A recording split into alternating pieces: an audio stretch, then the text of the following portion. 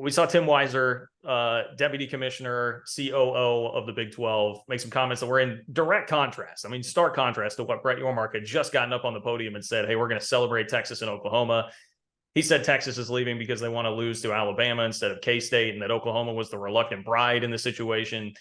And that really, I mean, I've been surprised. I figured it would ruffle some feathers, but man, Texas fans have seemed pretty upset about these comments. And I kind of thought, I don't know, it seemed like there was some truth to what he was saying, even if it is obviously draped in sour grapes. So what was your reaction to what Tim Weiser had to say?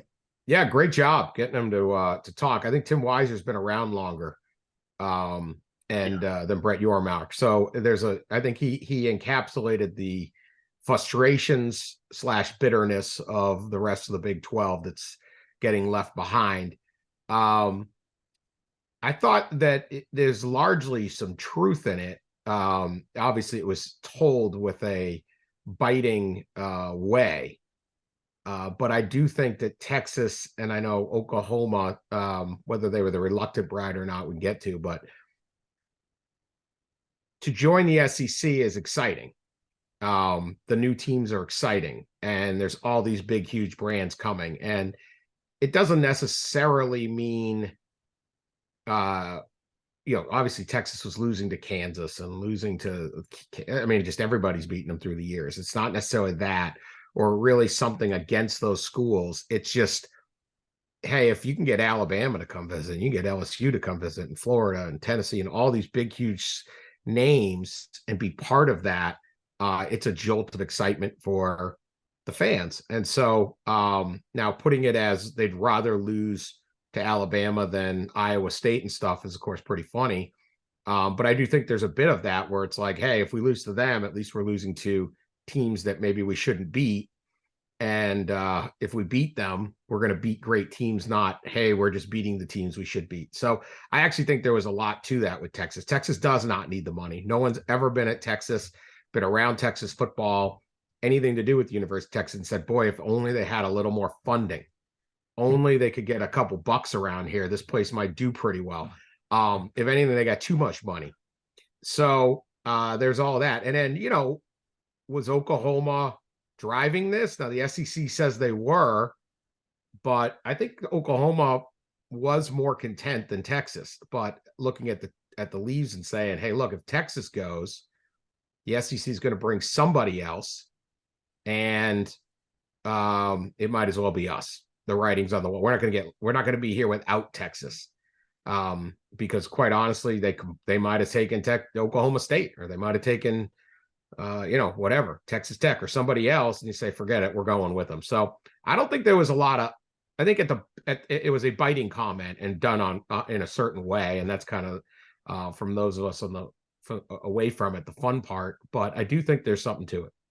Big 12 centric audience here. Obviously, a lot of focus on Brett Yormark, what's happening with this league and potentially trying to poach from the Pac-12 four corner schools, maybe a UConn. I want to start with Brett Yormark, though, because I just got done watching him and kind of gallivant across the stage like he was Steve Jobs at the Big 12 Media Day presentation that he had. What do you think? And what is the industry opinion that you hear of the job he is doing and just his general reputation within the college sports world right now? Well, I think if you go back to those weeks after OU and Texas said they were leaving, and you recall the uncertainty, the fear, it was terror that we're just going to get broken up, and is this even going to exist? And man, if we break up, who really wants Iowa State or Kansas State or something? Kansas was it was talk like Kansas go play Big East basketball, it was just it was so panicked. And what they needed was someone to come in and create stability. And he came in with this super aggressive, super confident manner and has done that. Deciding to go and make the first media deal was a bit of genius. It created stability, and then it created a bar the Pac-12 needed to clear. And then they kind of gobbled up the best of the rest, 3 good programs from the American and then BYU. And the league is stable. If nothing else, it is stable. And as long as the college football playoff allows for automatic bids for 6 conferences, it should be very viable, because there's a nice path to get to the to play for the championship, and you have to have that. And so, you losing Texas and Oklahoma hurts, but what you have is pretty good. And if nothing else, these schools know they're going to be able to keep playing major college football, major college basketball. It's a great basketball league, obviously, and only gets better, if anything, adding Houston and things like that.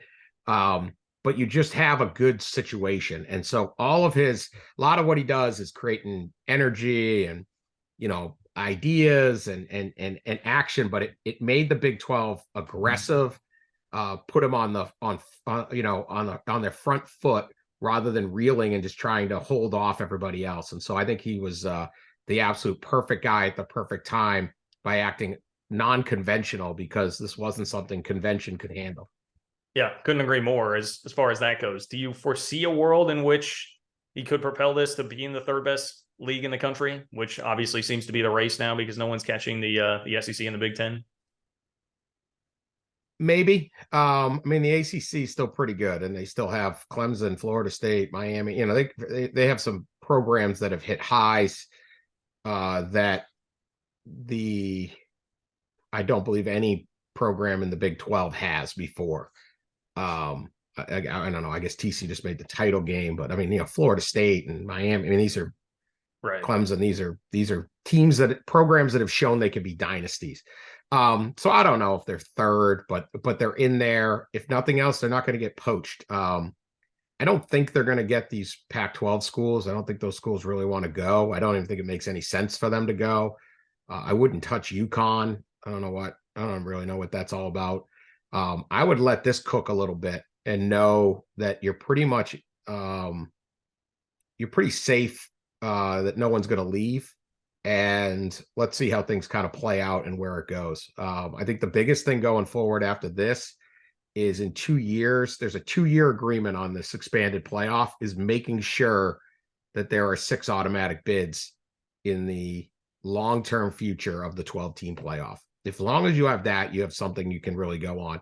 If the SEC and Big Ten say, hey, it's just going to be 12 best 12 teams, now it becomes a lot harder because perception becomes a bigger deal. You could see, 4 teams from each league or something like that. And now that to me is the next big thing, more than, do we add the UConn Huskies or something like that? You could create some basketball scheduling agreement with them, or I don't know. There's other ways to do things than diluting the product almost too big. Yeah, I think a lot of people agree with you on the UConn front. You're saying you're diluting the football program or football products predominantly if you're going to add UConn being the and moving them all over. I just don't see. I actually don't even like. I understand the Arizona schools and Colorado and Utah bring some value, but I just think like you still need to have an identity. At some point, your league just gets so big. Like, what is it? And they're already at that bit. I really like how the SEC, Texas and Oklahoma fit geographically, culturally, all that stuff. And I would still prefer to see the Big 12 be basically a Texas and Great Plains kind of bit, and you still have some history there and all of that. So I worry about leagues to get too big. I think they actually become easier to break apart. Well, it's interesting. You brought up the Pac-12 schools and the Big 12 trying to fight for the 4 corners there. We're going through yet another one of these Pac-12 news cycles, right? Where we had yesterday the story in the Denver Post with Phil DeStefano, who's the chancellor of Colorado, saying that he was expecting to basically get the nuts and bolts of the TV agreement today from George Kliavkoff. And then we had Dennis Dodd reporting that was kind of pushing back on that earlier today. And if I had a dime for every time I've seen that happen in the last 6 months, I feel like I'd be a pretty rich man. Just what do you make of the situation the Pac-12 is in right now? And is it as dire as some maybe have portrayed? Look, if they had good news, they'd announce it. Waiting doesn't bode for there's not some angel network out there that's just all of a sudden going to say, oh, okay, let's throw in this number that's worth it. Like, if anything, the numbers drop or the deal, it's something small you're adding.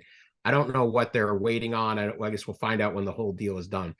My assumption in talking to people in the Pac-12, and I agree with you, like every time I get a president telling me, oh, it's going to be Thursday, and then it isn't, like that weakens the whole situation. If they just were like, hey, if they had just said 6 months ago or whenever this all started, we'll get something done by the end of the year, then it's not this daily grind of like, oh, you're failing, or this is a negativity, or are these schools leaving? So I don't really get all this, or why they're doing it. But my sense talking to the Pac-12 schools that exist is they don't want to leave. There's 10 teams. They can add San Diego State. They could add SMU. They could add Boise State if they wanted, or like they can get back to 12 if they need to. There's a really nice path to the college football playoff. There's a chance to continue playing each other. They like the markets they're in. They like the schools they're in. They don't, it's not that ideal to say, all right, now we're going to join the Big 12. And yeah, I'm Arizona State. Yeah, we're bringing Arizona and stuff, but we also got to go to Central Florida, and we got to go to Cincinnati and West. Like they like where they're at. So as long as this TV money is somewhat reasonable, and the value you can have by really competing to win a championship, you think about this playoff. Not only could you make a playoff and what that would mean for ticket sales, boosters, just sponsorships, but even just having late season games where you're in the running for a playoff spot will change things. Other than Utah and Oregon and kind of Washington, all these other programs are dying to get interest, and they're just trying to get interest, and nothing builds interest more than success. And so if Arizona and Arizona State are playing a late season game that has a potential to wind up in a playoff, it's a whole different ball game. And maybe now you're filling up your stadium and you're doing things like that. So there's a lot of interest in just staying there. We're West Coast teams, we're West Coast schools. We want to have footprint, and we want to play a lot in California, where so many of our students come, no matter where you're at. And so, look, Oregon and Washington would crawl to the Big Ten. Stanford, if Notre Dame ever joins the Big Ten, Stanford will probably go with them or something. Or, it's not that everyone's just hooked in, but the idea of the Big 12, you're going to have to show it. The Pac-12 would have to come in with a amount of money that's not competitive for these schools.